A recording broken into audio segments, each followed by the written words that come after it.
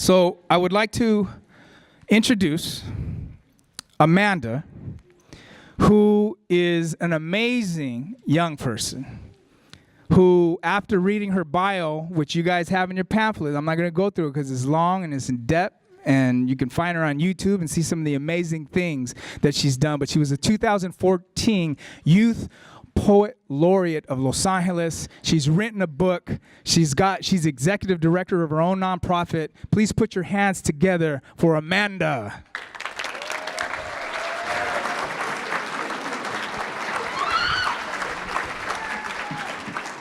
Before I read my poem and kind of hand it off, I kind of wanted to say a bit about me. As Fidel said, I am the first ever Youth Poet Laureate of Los Angeles. And that came at a moment when the city of Los Angeles said we needed a young voice that could kind of be a representative and advocate for change in Los Angeles. But when I got that award and I became laureate, I didn't just want that power to be given to myself. I wanted to create a platform for other young people to be able to advocate and have a voice as well. So as Fidel said, I started my own nonprofit called One Pen, One Page. And what we do is we use the power of storytelling and creative writing to advocate for change in our areas. And we're a entirely teen-led group. So please be inspired today. Please bring what you hear back to your communities and know that you can make a difference.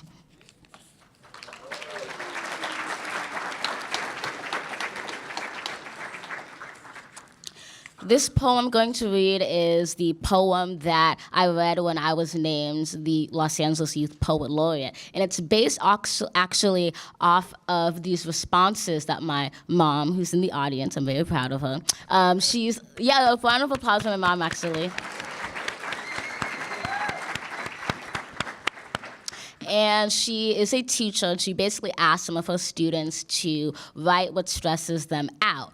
And she got all these responses back and all these stories, and I was reading through them, and I was like, there needs to be a composition that's made out of this. We need to take this power and these stories a step further. And so I made this poem, and it's called Neighborhood Anthem. Neighborhood Anthem. I sing a neighborhood anthem for the voiceless. The 6th grade students my mother teaches in a Watts public school, I hope for the misunderstood. These students who respond to the essay question, what stresses you out? With hushed tales of sisters killed and mothers scraping along the poverty line with nails jagged from impending defeat. I dream for the broken dreamers and ask for the unquestioning. These students who are taught to mold to a preset pose of poverty and ignorance, the skin color question, but they never do the questioning, because what hope is the questioning? A past and the hope that it won't be repeated. If this is life, this is pattern, this is future. But listen to the neighborhood anthem, its obstinate hope. Listen, listen, it will sing blessed truths. It will say, it will sing to you, whose mama left you at 2 months and has only given you one static-filled phone call with golden how are yous. Do not double think yourself into mama's fantasy, but think of the priceless hugs and diamond moments you will stone set into your own daughter's smile. The anthem will sing to you. Daddy shook the life out of baby sister. Do not forget her laughter as time tells you to do, but let the memory of the tenderness of her infant flesh strengthen you to grasp your identity. Take that embryo wire strangling your heart and plunge it into your larynx to tell your father never again. The anthem will sing to you, who longs for true papa, but he was shot and killed in Mexico. Do not stay silent as arreglos de tu angustia in the sight of his blood. Y para el dia de los muertos no arreglas solo flores, but also your blooming love that didn't die with him. The anthem will sing to you, who must listen to the symphony of gunshots outside your window with the chimes of your sister's screams. Do not substitute the notes in the back of your spine for your neighborhood's crescendo of poverty. Let your heartbeats be a percussion of hope. The anthem will sing to me.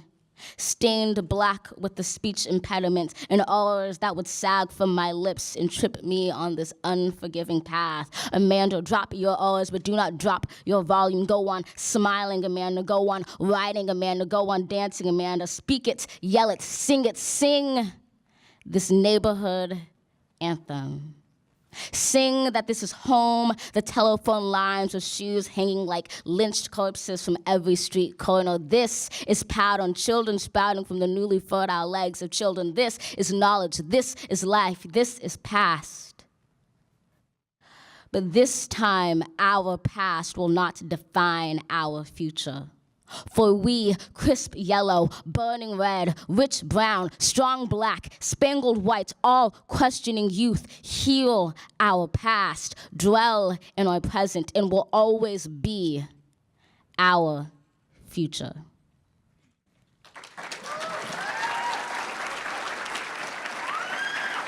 Thank you.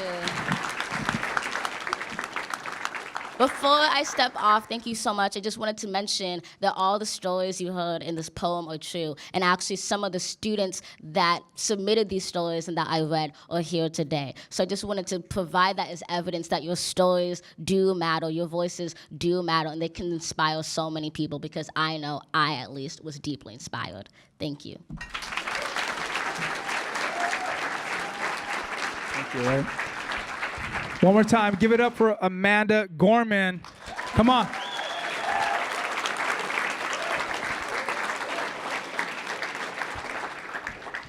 I wish I was where she was at that age. Seriously, I was lost, okay? One of the other things that I do is I work with people that have gone through trauma, okay? Los Angeles, South LA, just came out with a report from USC that says 35% of all young people that grow up in that neighborhood around USC will suffer PTSD. It's a higher rate than any of the military that go over to Afghanistan or Iraq, right? It's a higher rate of trauma here in LA. So the reason I mention that is many of the things that I do, the tools, are stories, is where the medicine is.